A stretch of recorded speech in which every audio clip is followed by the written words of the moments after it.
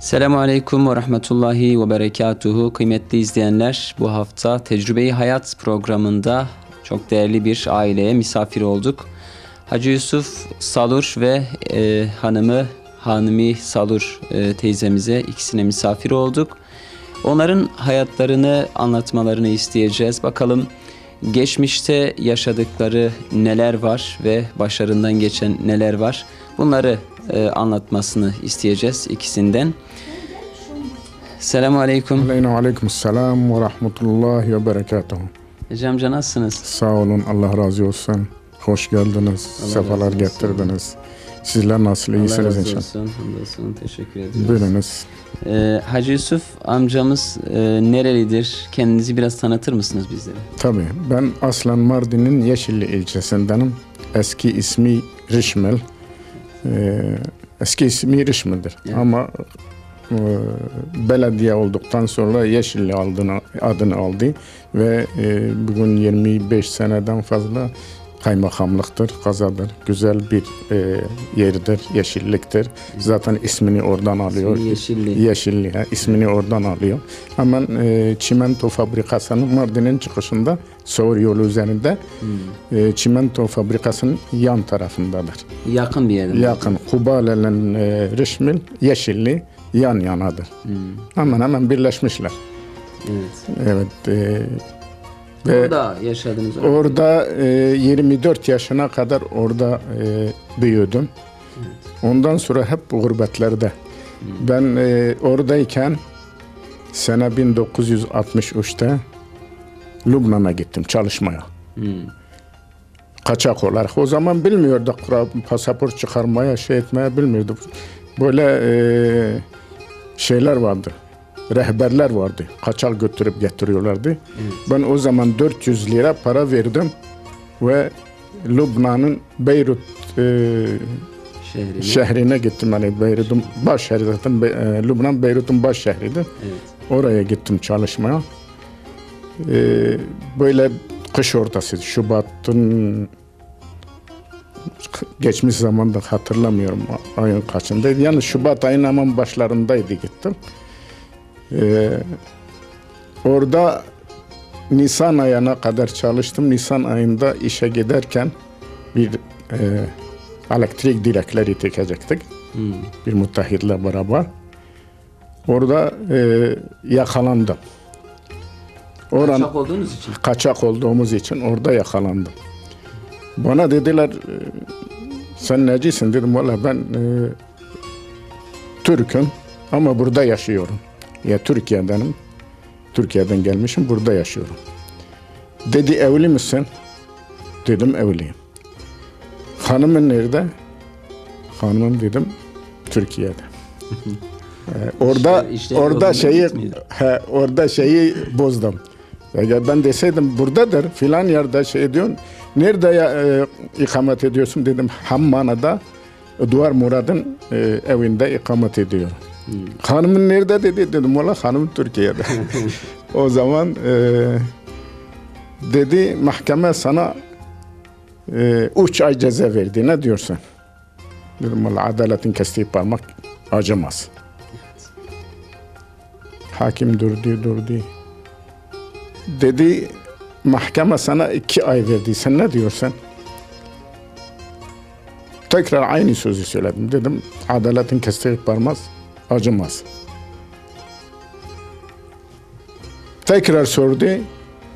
Aynı lafı devam ettim. Dedim, adaletin kestiği parmak acımaz. Dedim, mahkeme sana 7 gün ceza verdi. O beni oradan aldılar. Baalbek isim bir yer vardır. Bir nahiyedir. Neydi bilmiyorum o zaman. Oraya götürdüler. Orada cezaevine koydular. 7 gün? Cezaevine koydular ama ben içeriye o zaman üzerimde 100-120 lira Lübnan parası vardı. Cezaevinde emanete aldılar. Bana bir defter verdiler. İçeriye girdim ama içeride oturacak yer yok. Böyle diz üzerinde oturuyorlar. Anladın mı? O kadar dolu, arı gibi. Bir tane koğuş lideri vardır, mahkumdur. İdamlık bir insan. Böyle köşede aşağı yukarı bir 15 metrekare ona aittir. Kimse oraya zaten otur dediği zaman otur, kalk dediği zaman kalk. Kimse sesini çıkaramaz. Ben içeriye girdim, o Araplar, ama dünyanın her tarafında orada mahkum vardı. Ürdünlü vardı, Türk vardı İstanbul'dan. Bizler vardık. Efendim mesela Ürdünlü vardı, Suriyeli vardı, İranlı vardı, Mısırlı vardı. Yani nereden dersen orada şey vardı, mahkum vardı. Evet. O Araplar etrafıma toplandı. Dediler sen ne yapmışsın? Dedim hududa siz pasaportsuz gelmişim onu yaptım. Dediler sen daha çıkamazsın buradan. Ya nasıl o hakim bana 7 gün dedi. Siz diyorsunuz çıkamazsın. Ola dediler sen çıkamazsın. Ola dedim ben 7 gün sayacağım. Ve çağırdılar. Zaten çıkıyorum. Çağırmadılar. Sizin sözünüz doğrudur. Ha. Evet. Peki o zaman orada duralım. Siz kaç yaşındasınız Hacı amca? Şimdi 70 o zaman kaç yaşındasınız? o zaman işte 24 yaşlarında falan, peki. 23-24 yaşlarında. O cezaevi süreci nasıl oldu bakalım ama önce bir Hanmi teyzeyi de bir soralım. Tamam. Teyzem nasılsınız? Sağ ol, Allah razı olsun oğlum. İyiyim. Siz nasılsınız? Allah razı olsun, hamdolsun. Sizin de çocukluğunuz Mardin'de mi geçti? Mardin'deyim. Komşu yok. Komşuydunuz. Komşu yok. Allah kısmet etti. Peki sizin ne var böyle çocuklukta aklınıza gelen, ne yapardınız? Hiç aklıma gelmiyor daha. Hacı amca günleri bile sayıyor bize. Şubat'ın şu gününde. Hiç aklıma gelmiyor. Akıl başımdan Murat bırakmadı. Hiç bırakmadı akıl başımdan. Onun da bir sabrı. Murat ne yaptı ki?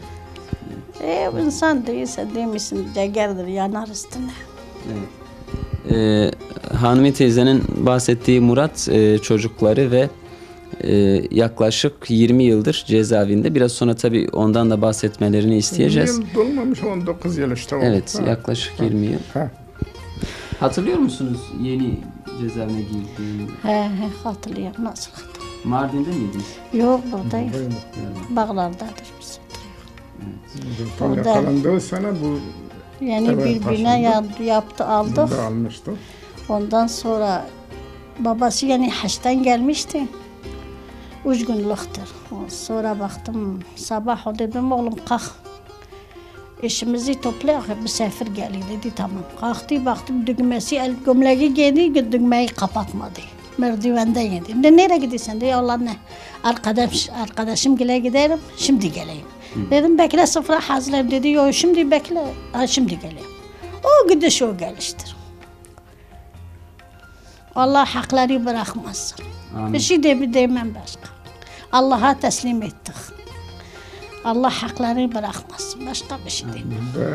Peki onun hayatını nasıl büyüttüğünüzü ve o süreci biraz daha size soracağız inşallah. O ancak Allah bilir. Evet. Ancak Allah bilir. Ama siz büyüttünüz. Yani öyle Şimdi bir gibi değil zamanı, o zaman şimdi gibi değil. Evet. O zaman daha insan dallıktır. Yoktur. Şimdi gibi değil. Şimdi hamdü şükür herkeste vardır. Peki. Hacı amca ne yaptınız? Yani cezaevi 7 mi sürdü yoksa? Şimdi cezaevi 7 gün dolduktan sonra aynı girdiğim saatte, cezaevine girdiğim saatte baktım gardiyan geldi, dedi Yusuf Hasan Ali. Yani orada kendi ismi, babası ismi ve dedesi ismiyle çağırıyor. Yusuf Hasan Ali. Benim ismim Yusuf, babamın ismi Hasan, dedem Ali. O isimle çağırdılar. Dedim ulan tamam, dediler aşağıların topla çıkıyoruz. Ulan zaten aşağı nedir, bir iş elbisesiyle yakalanmışım. Orada çoktum, beni şeye götürdüler. Bu sefer Beyrut'ta sefaret, onların sefaret yerleri var, konsolosluklarıydı nedir onlar. Evet. Orada bir gece orada kaldık. Ondan sonra Beyrut'un bir askeriye yeri vardır. İsmini unuttum, hatırlamıyorum. Neydi ismi ya? Askeri bir bölgeydi. Askeri bölge Beyrut'un içindedir. Evet. Oraya götürdüler, bir odaya koydular, böyle açık yani cezaevi değil. Orada 40 gün kaldık.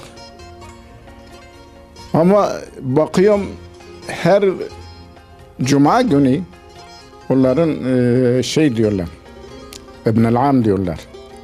Artık İbn-i Am savcı mı oluyor?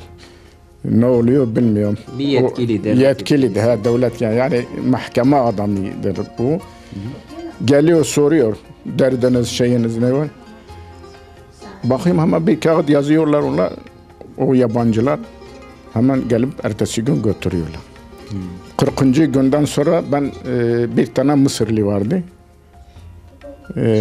Tabii Arapça ben onlar gibi konuşuyorum. Arapça daha güzel öğrenmiştim orada. Şimdi biraz unutmuşum.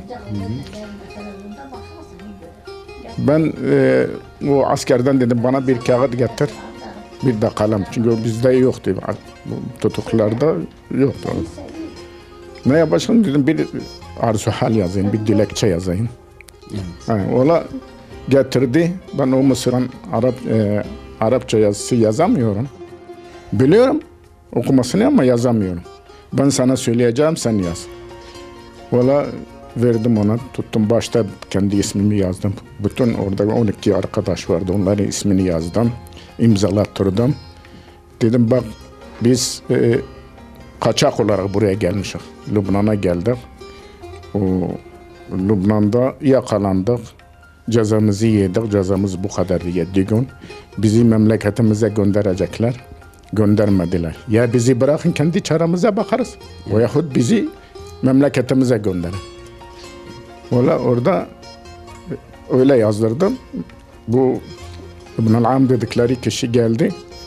Sordu derdiniz şeyiniz bir sorunuz var mı? Ben hemen kağıdı kendisine verdim. Baktı öyle, baktı okudu, koydu cebine. Arkadaşlara dedim yarın hazırlayın gidiyoruz. Evet. Yok ya baktım ne gidecek dedim. Valla gidiyoruz. Ertesi gün bir baktım 2 tane cip geldi. Bizi aldılar getirdiler. Bu sefer Suriye'ye teslim ettiler. Suriye'ye teslim ettiler. Şam'da bir gece kaldık. Evet. Tabii bu orada kalmışık. Orada çıktıktan sonra bir yere daha bu sefaret yerine götürdüler yani bizi. Orada bir gece orada aç kaldık. Ondan sonra Şam'a da gelince Şam'da da bir gece aç kaldık. Valla akşamleyin arkadaşlar da kalabalık yapmaya başladı. Kapıya vuruyor. Kim soruyor bizi? Orada bir tane bayan yakalamışlar şeyler. Bu emniyet şeyleri, evet, mensupları. Orada oturmuşlar, sohbet ediyorlar onunla beraber. Diyor, soruyor diyor, bunlar niye böyle bağırıyorlar, çağırıyorlar? Valla diyorlar bunlar açmış. Açmışlar. Türktürler gelmişler burada çalışmaya. Yakalanmışlar Lübnan'da, buraya getirmişler. Burada da herhalde açtılar. Diyor bu sefer diyor kaç kişi diyor 12 kişi.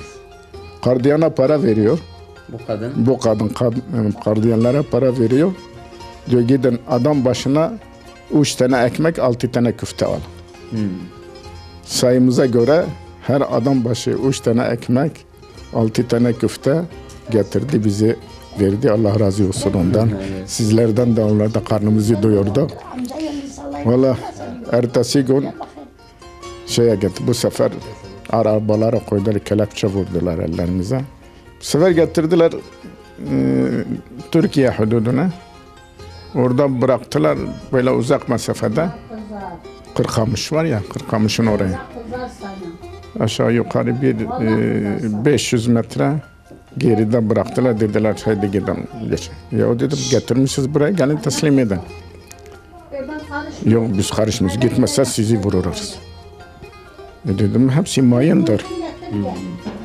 Biz gittiğimiz gibi şimdi asker bizi vurur, mayınlar patlar. Biz ölürüz diyor. Ölürseniz bize ne? Neyse dedim o evrakları ver bana. Bizim Türk konsolosluğuyla düzenlediği evraklar bizim orada 3 ay gezip kalmamız lazım diye. serbest olarak ondan sonra hep gidip geleceğim. Ben orada aldığım zaman okudum. Dedim bunu niye zamanında bize vermediniz? Saklamış. Neyse iş işten geçmiş. Onlardadır. Evet. Bize vermediler, göstermediler. Neyse ben evrakları aldım gittim. Dedim göz göre göre ben nöbetçinin yanına gidiyorum. Nöbetçi beni vurmaz. Türk nöbetçisi. O da hudutta nöbet bekliyor. Gittim. Selamun aleyküm. Aleykümselam dedi. Buyurun dedim. Hal mesele böyle böyle. Biz kaçak olarak Lübnan'a gitmişiz. Yakalanmışız. Lübnan bizi Suriye'ye teslim etti. Suriye'de bize getirmiş. Buraya bizi gelip teslim etmiyor. Ben evrakları almışım. Gelmişim buraya. Dedi valla kardeş ben seni alamam. Bayram tatilidir bilmem ne. Ettim etmedim yok dedi. Tekrar gittim ama arkadaşlar da aynı o bıldırcın gibi yerlere uzanmışlar. Böyle bakıyorlar ne olacak. Neyse geri gittim. Döndüm onların yanında. Bana biraz geçtiler. Yani dalga geçtiler. Dedim bu nöbetçi değişsin ben bir daha giderim. Ulan nöbetçi değişti. Bir daha gittim ona anlattım aynı şey. Dedi valla ben alamam kimse yok benim. Ya sen alamıyorsun emniyete telefon et gelsin alsın. Siz askersiz tamam alamazsınız. Emniyete telefon et gelsin. Dedi dur bakayım. Valla emniyete telefon etti. Bir baktım bir komiser geldi. Allah onun mekanı cennet etsin. Uzaktan gördüğüm zaman dedim tamam bu bizi öldürür. Her bu yok böyle. Baba yiğit adam böyle. Yani tarif edilecek bir kişi de baba yiğit bu yok böyle esmer böyle orta boylu. Geldi dedi hoş geldiniz. Bana dedim sağ olun. Derdiniz ne dedim hal mesela böyle böyle. Şeyi de gösterdim dedi arkadaşların çağır.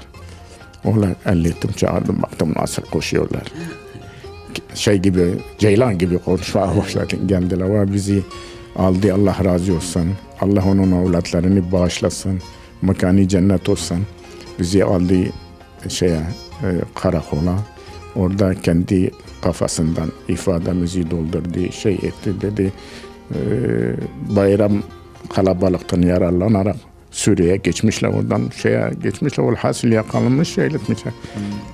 Şimdi oradan da bizi gönderdi. Nizip'e gönderdi.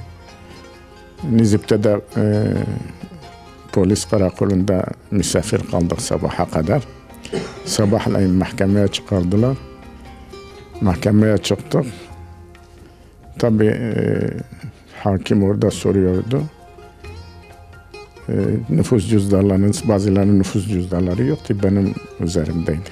Nüfus cüzdanı olmayan polis orada birer tokat attı. Vallahi. Ondan sonra hakim bize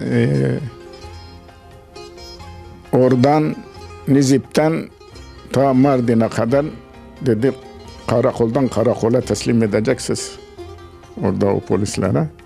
Ta eve kadar varana kadar. Karakoldan karakola. O gün hapis 2,5 lira da ceza. Valla çoktu.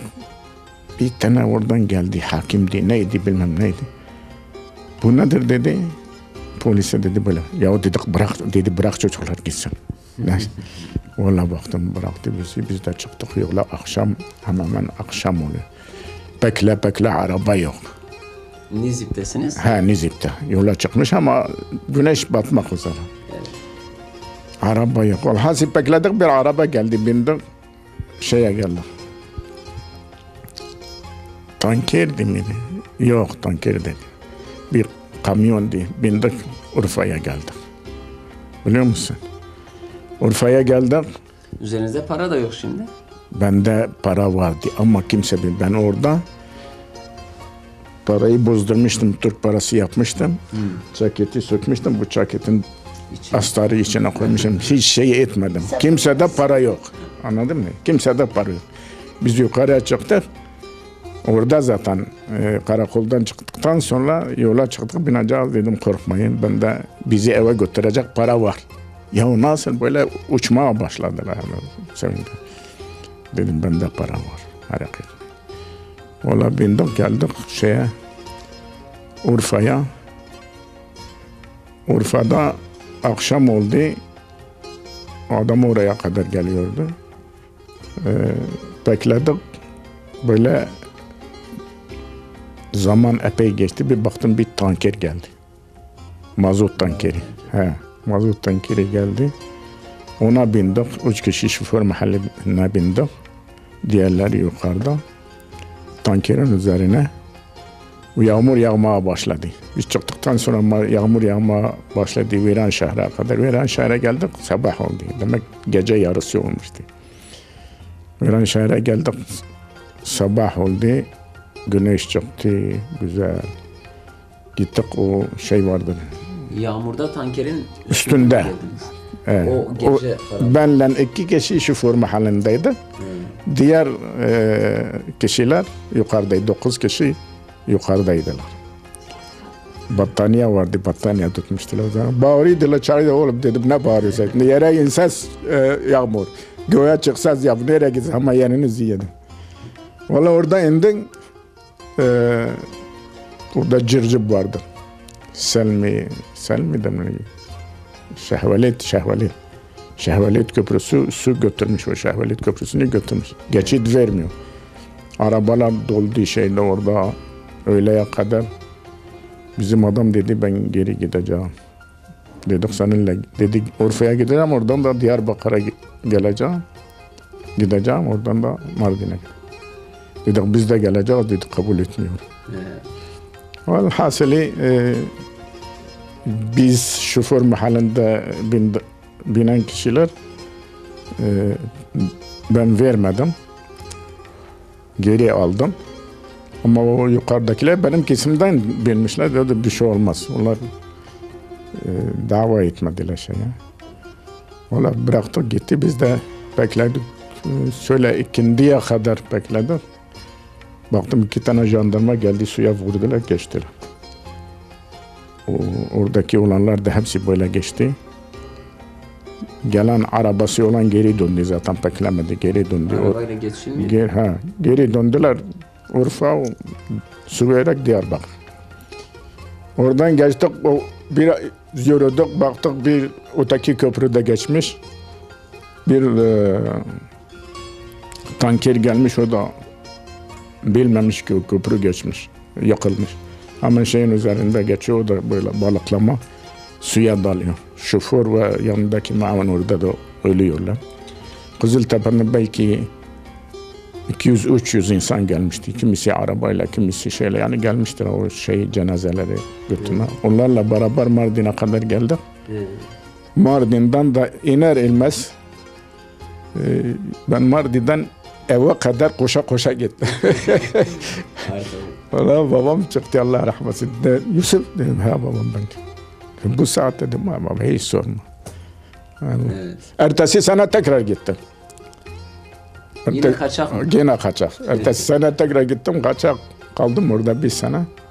Ondan sonra yine kaçak gittim, kaçak geldim. Böyle bir maceradan sonra da yine cesaret etmişsiniz yani.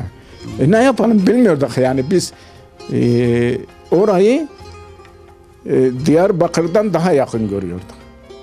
Yani burada diyorduk iş yok. Bilmem orada bizim köylüler çok gitmişti. Biz de oraya gidiyor. Yani peki ailen ne işle uğraşıyordu sizin gençliğinizde? Benim esas biz 5 kardeştik. Birisi ben oradayken vefat etti. Mehmet Fasih. Siz gurbetteyken, Lübnan'dayken vefat etti. Benim oradan erken gelmemin sebebi onun ölümü. Bana dediler, bir arkadaş orada bana dedi, kardeşin hastadır, ameliyat etmişler. Evet. Ben de öteki küçük kardeşim de gelmişti oraya. Hemen tuttum, kalktık geldik. Peki. Evet. Allah razı olsun. Biraz yani sıkıntı çok, başınızı ağarttı. Estağfurullah, yok. Biraz dinleyin, teyzeyi de biraz dinleyelim. Çok sıkıntı çektik ama elhamdülillah şimdi biz tam çıktık. Biraz kendimizi gördük. Murat düştü bu yere. Evet. Murat'ın geldi zaten. Üzüntüsü bizi yaktı. Yani dinlenin. sıkıntı çok başınızı ağarttı. Ya, estağfurullah yok. Biraz dinleyin, teyzeyi de biraz dinleyelim. Çok sıkıntı çektik ama elhamdülillah şimdi biz tam şeye çıktık. Biraz kendimizi gördük. Murat düştü bu yere. Evet. Murat'ın şeysi geldi biraz zaten. Üzüntüsü bizi yıktı.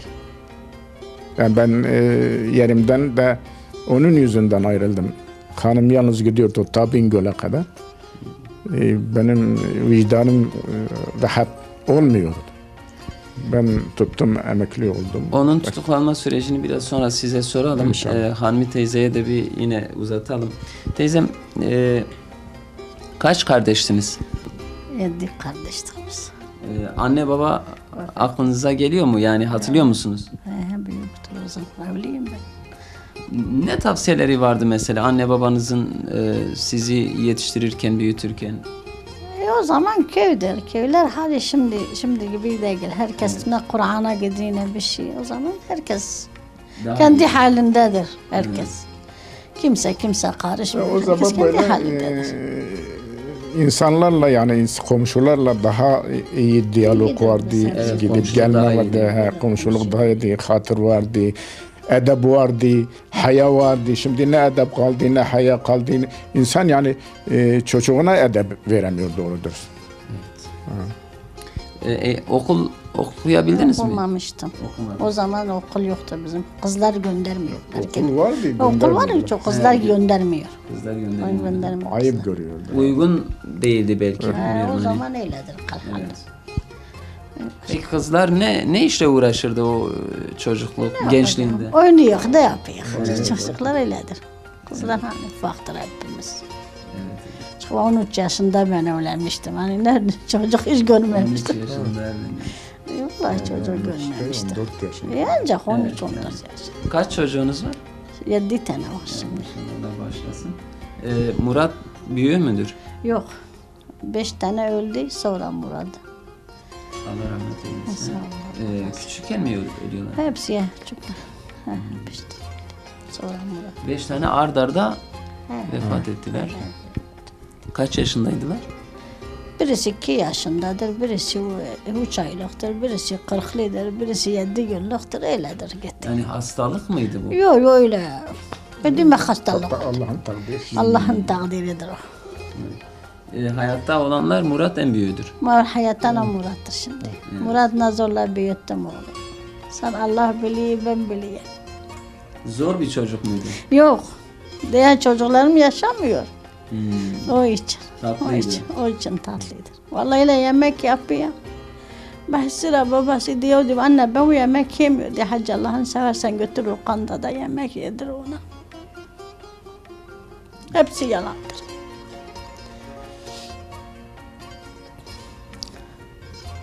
Bir sene kadar hiç evde koymamıştım ona. Her zaman kocamdan iş yapıyorum, kocamdadır. Diyeyim ağlamaz. Kaç yaşına kadar yanınızdaydı ya da kaç yaşında tutuklandı? 17. 17 yeni 8'e girdi, 18'e yeni girdi yakaladı. 18'e gelmiş. Yeni girdi ya. Okul okuyor muydu? Okul okuyor. Allah için hemen bir gün okulda bir mektup, bir şey bize gelmemişti. Yani bir Hani çocuk huysuzluk şöyle böyle hiç bir şey yok hiçbir gün kesinlikle. kimse gelmedi, bizim kapı çalmamıştı. Aynen. O kadar efendi Onun çocuk. yüzünde kimse bizi rahatsız etmedi. Etmemişti. O da rahatsız, yani kimseyi rahatsız etmedi. İmam Hatibi bitirdi. Ondan sonra dedi baba ben burada daha okumuyorum. Bu sefer dedi çıkardı aman oğlum bak yerin iyidir okulun iyidir. Yok dedi baba. Bu sefer tamam gittim çıkardım. Dedi ben düz lise okuyorum. Bütün liseleri Diyarbakır'da ne kadar lise vardı gezdirdim. Almadılar dediler o İmam Hatip'te okumuş gitsin orada.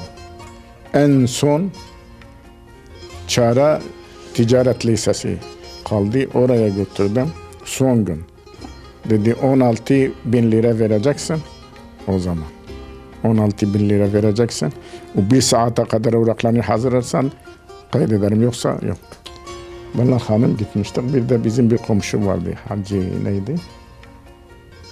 Her neyse Çıngıçlı. Vallahi ben koştum. Evraklarını hazırladım. Parayı verdim, kaydettim. Oraya gidince bu sefer pişman oldu. Dedi baba benim okulum başka, burası başka. Orada iç içe ya. Manzarayı gördü, pişman oldu. Çalışmadı. Benim iş yerimde ben hava alayın 8. Enerjit'te çalışıyordum. Oraya kadrolu olarak geçmiştim. Bir arkadaş vardı. Ticaret lisesine güvenlik dersi gidip veriyordu. Bu sefer tabii yoklama yaparken Murat Salur diyor ya diyor Yusuf Salur sen neyin dedi babam. Diyorsa peki sen niye çalışmıyorsun Murat diyor. Bak baban çalışıyor senin üzerine masraf yapıyor şey diyor. Biraz nasihat ediyor diyor. Bak herkes çalışıyor. Onların kaç tane gözü var, kaç tane dili vardır, kaç tane eli vardır. Sen niye çalışmıyorsun? O sene sınıfta kalıyor biliyor musun? Bu böyle yok hala sınıfta değil daha yarı yıl şeydi. Bu sefer başladı çalışma. Her sene takdirname getiriyordu. Biliyor musun? Orayı bitirdi bu emekli sandığında zaten gönderiyordu. Son yılda emekli sandığına da gidiyordu. Staj görüyor. Staj görüyordu. Orada da yani çok başarılıydı. Hatta ona bir plaket olarak bir gümüşten bir çerçeve vermiştiler. Bir de takdirname yazmıştılar kendisine. Hala benim yanımdadır. Bu sefer üniversiteye girdi. Bilgisayar muhasebe bölümü okuyordu. Orada bitireceği sene zaten bitirmişti. Haziran'ın ikisinde zaten yakalamıştı. Zaten okul kapanmasına gelmişti. Bu olay oldu, yakalandı boş yerinde. Böyle bir olayda ne silah üzerine tutmuşlar ne bir olay ne bir şey. Bu Hasan Süslü'nün evine gidiyor. Bizim evden çıkınca diye bir arkadaşımın yanına gideyim bakayım nasıldır. Gidiyor orada kapıyı çalıyor. Bakıyor polis açtı. Kimi arıyorsun dedi.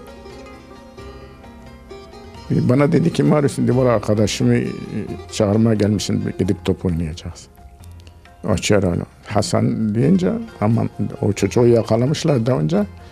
Bunu da alıyorlar. Alıyor orada bir ay kayıp kaldı işkencede. Biz nereye soruyoruz? Araştırdık arkadaşları İzmir'de vardı, Ankara'da vardı, Bursa'da vardı. Elazığ'da vardı arkadaşları soruyoruz. Diyoruz. Yok, netice yok. Yani böyle bir şey de olduğunu etmiyorduk yani.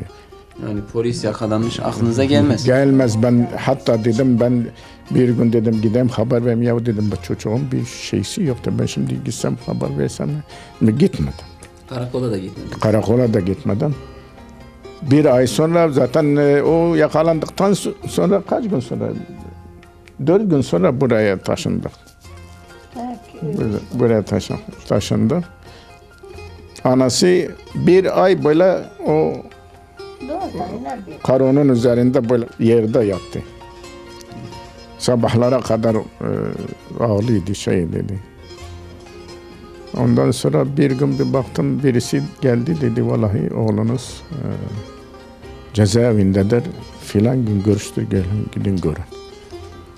Vallahi o görüş günü gittik yanına. Görüştük. Biraz rahat olduk yani dedik. Oğlumuz sağ. O zaman biliyorsun nasıl 94'te. Dedik Allah'a çok şükür ne yapmış? Bir iki ifadede çok az gel. Vallahi zaten bir ay burada kaldı. Ondan sonra Bingöl'e verdiler. Bingöl'e götürdüler. Bu sefer git gel Bingöl'e git gel. O sene ilkbahara çıktı. İkinci ayın yok. 4. ayın 14'ünde de ben emekli oldum. Hanım gidip geliyordu. Ben askeri yerinde çalışıyorum. Her gün gidip gelemiyorum. Yani istediğim gün izin alıp gidemiyorum. Görüşüne. Ha. Yani mecbur yani şeyimi bitirmeden daha benim 7 senem vardı şeye emekliliğime. 5000 iş gün üzerinde emekli oldum.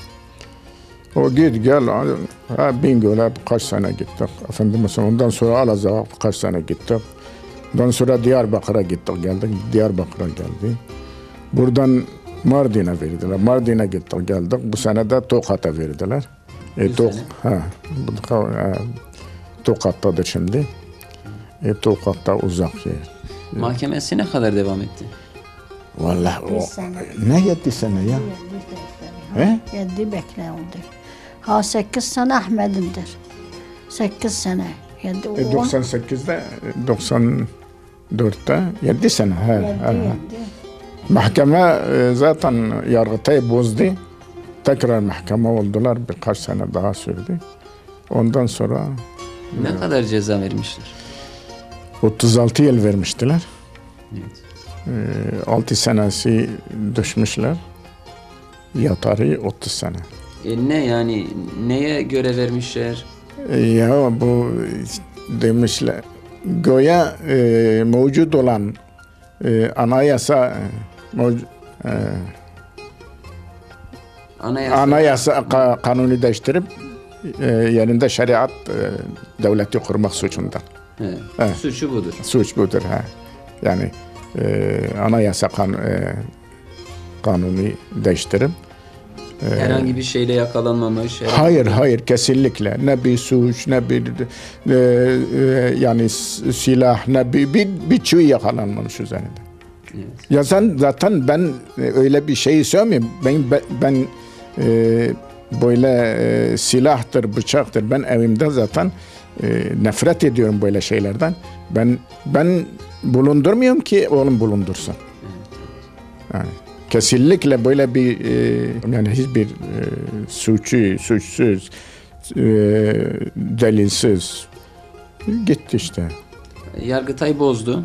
Yargıtay bozdu. Ondan sonra tekrar şey ettiler. Yargıtay'a gönderdiler. Bu sefer ikinci göndermesinde aynı onayladı gönderdi. Tokat'a gidiyor musunuz yanına? Aydan bir sefer. Aydan bir sefer. Zor olmuyor mu? Zordu, nasıl zor değil. Kolay değil. Bir gün gidiyoruz, bir gün geliyoruz. Yaz olsun, kış olsun. Bu ayın üçündeydi gidecektik. Gidemedik işte kardan şeyden. Bende de kalp vardır. Efendime söyleyeyim, romatizma var. Bu bel fıtığı. Bir de tansiyonu vardır. Birkaç sefer dilekçe yazdım Ankara'ya. Oradan şey etmediler, uygun görmediler. Geri bu Diyarbakır'a gönderme. Cevap aldınız mı? Cevap geldi. Ne diyor yani? Uygun değildir. Yol parası herhalde istiyorlar. Buraya gelmesi için yol parası. Yol parası Yol parası yalnız olsa olur mesela, yani insan verir ne kadar 200 olsun gitsin. Ama araba masrafıdır, gelecek asker masrafıdır, bilmem ne masrafıdır, bu korumalar şeyler, yani epey masraf oluyor. 2-3-4 milyar oluyor. Yani ben nerede bir emekli nerede vereceğim? 3-4 milyar verseniz getirirler mi buraya? Tabii getirirler. Kimisi Tokat'a verdiler, kimisi Sivas'a, kimisi Gümüşhane'ye, kimisi Erzurum'a, kimisi Trabzon'a, kimisi Samsun'a, kimisi Ankara'ya, kimisi İzmir'e, ne bileyim, dağıttılar yani. Peki kaç yaşındasınız amca? Ben şu anda 73 yaşındayım. 73 yaşından ne anladınız diye sorsak. Vallahi bu saattir. Bu saattir. Dünya bir han gibi, yani bir kapıdan giriyorsun çıkıyorsun, bir şey yani. Teyzem kaç yaşında? Ben 60. 60. Siz 60 yaşından ne anladınız, ne çıkardınız? Hiç boşuna oğlum. dünya boştur. Dünya boştur. Başka. Eskiden insanlar daha huzurluydu. Elbette. Aileler arası daha fazla bağlar güçlüydü. Valla daha güçlüdür o zaman. Valla biz kardeştir, 5 kardeştir babam, 7 kardeştir babam bir gün bize kızmamıştı. O kadar babamın sözünü çıkmıyor. Yaşlılıkta ne gibi sıkıntılar var, zorluklar var? Ne değilsen değil misin? Yaşlı genç gibi değil. Evet. Genç, yaşlı aynıdır. Yok, aynı değil. Neye sabrınız geliyor? Yani vaktinizi nasıl geçiriyorsunuz? Vallahi gününüzü? vaktinizi benim şimdi şu anda vaktim sabah kalkıyorum. Elhamdülillah çok şükür bir cüzü Kur'an'ımı okuyorum.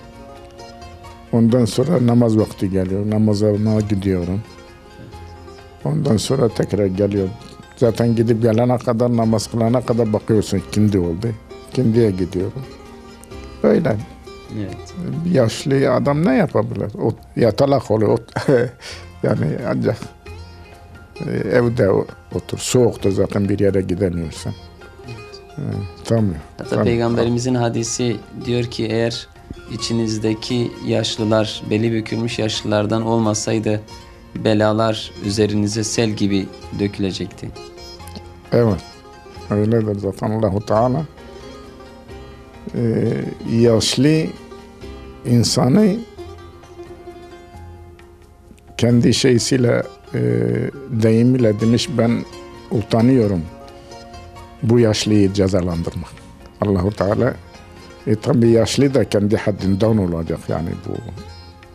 Yani inşallah yaşlıyı bütün ümmeti Muhammed'e bağlı insanlar hepsini inşallah affeder. Amin inşallah. Yani Komşuluk ilişkileri eskiyle bugün arasında ne fark var? eski bambaşkaydı. Eski mesela gidip gelirden böyle toplantılar oluyordu. Bazen gider komşular bir gün bizde, bir gün sizde, bir gün ötekisinde mesela giderdi, sohbet ederdi. Orada ceviz kırardılar. Kuru incir getirirdiler, üzüm getirirdiler. Bu böyle misafirlere ikram ederdiler. Şimdi yok. Zaten kimse bir kimsenin evine gidemez. Niye? Gittiği zaman diyecekler ya ihtiyacı vardır veyahut affedersin gözü bir hanımına düşmüş, bir şeyine düşmüş gidip geliyor oraya. Yani hemen şeyler bozuluyor. İftira. Yani kimse kimsenin ancak akraba olan başka. Fakat yabancı geldiği zaman mutlaka yandaki komşu diyecek burada mutlaka bir ilişkileri vardır bunlar. Ya menfaati var orada ya bir ilişkisi vardır oraya gidip geliyor. Kötülük. Yani hemen o tabii bütün insanlar değil. Kalbi temiz olan insan bunu düşünmez. Kalbi bozuk olan insanlar bunu düşünüyorlar. Ve bugün %99'u da yani fena, çok fena. Komşularınız sizi soruyor mu hiç? İnan net burada birkaç kişi hemen 3 kişi tanıyorum. Yani tanımıyorum. Diğerleri tanımıyorum. Tanıdığım da mesela konuşma yok yani bağlantı yok. Gidip gelme, sorma, şey etme yok. Merhaba merhaba. Rastladığı zaman merhaba merhaba. Belki ismini de bilmiyor. O da belki benim ismimi biliyor. Biliyor musun? Köy hayatını özlüyor musun teyze? Yok. Yok ben burada alışmıştım. Alışmışlığın dışında yani o günler. O başka. Elbet mecbur. Küçüklüğü. Olur o zaman insan haysıra olur. Evet. Ben hala yani ben Yeşilli'ye gittiğim zaman sanki cennete gidiyorum. Yani bizim yani bahçemiz Yeşilli'nin girişindedir. Yani diğer taraf gibi güzel değildir. Ama ben orayı doğup büyüdüm. Bir çocuk nasıl yetim kalıyor? O mülkte öyle yetim kalmış.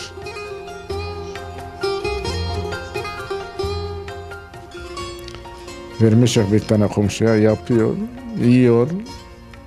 bakmıyor. Hep karaç olmuş, şey olmuş. Bütün oradaki bağ, sulu tarafları zaten ekmiyor. Bir buğday ekiyor, orayı kaldırıyor öyle. O sulu yerlerdeki incir ağaçları, nar ağaçları, efendim ceviz var, hepsi kurumuş.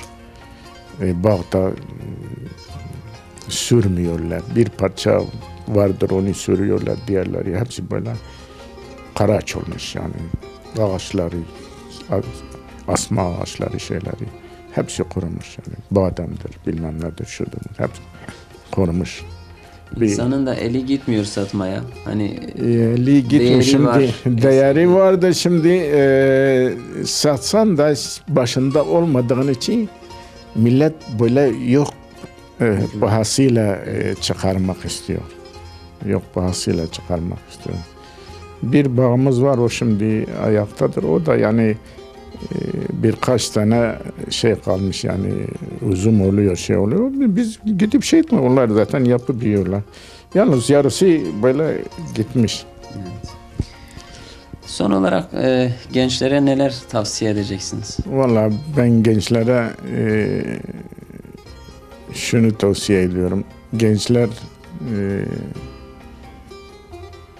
dini bilgileri şey etsinler, öğrensinler. Yani Allah'ın yolunu bırakmasınlar. Yani din hususunda insanlar çok zayıf. Hele bu zaman. Hala bu zaman çok zayıf. Yani ben kendi bak, benim 2 tane kızım var. 5 tane de çocuğum vardı. 5 tane. Hepsine Kur'an okuturdum. Namazı öğrettim. Son olarak şunu sorayım. İnsan yaşlanınca daha fazla ölümü düşünüyor değil mi? Vallahi şimdi biraz daha akıllanıyor. Yaşlanınca. Yaşlanınca biraz daha akıllanıyor. Ama iş işten geçiyor. İş işten geçiyor. Ben vallahi eskiden de istiyordum ama rahmetli babam okutmadı. Yani ilkokula ben zorla Kur'an'ı okutturdular. Okula ben kendi şeyimle gittim, göndermediler okula. İlkokula ben kendimi kaydettim. Ondan sonra geldim, dedim okula gideceğim. Ben kendimi kaydetmişim okula. Kızdılar bana, dediler kim bizim 1-2 tane inekimiz vardı. Kim bakacak ineklere?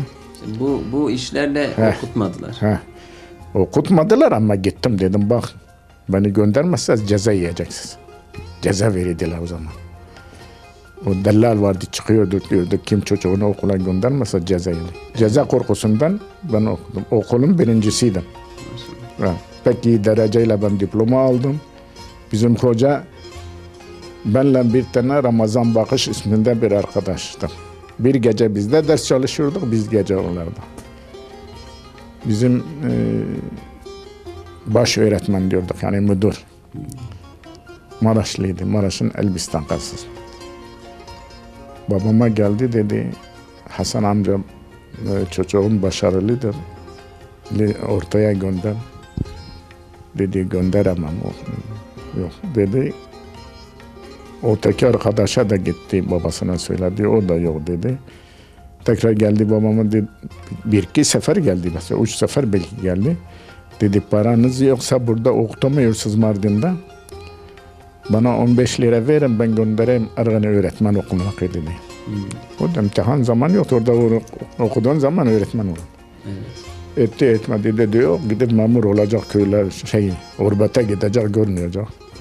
Velhasıl ben çok istekliydim, okumaya çok istekliydim. Evet. Göndermedi, Allah rahmet etsin. Yine Kur'an'ı okuttu diye Allah onlardan razı olsun.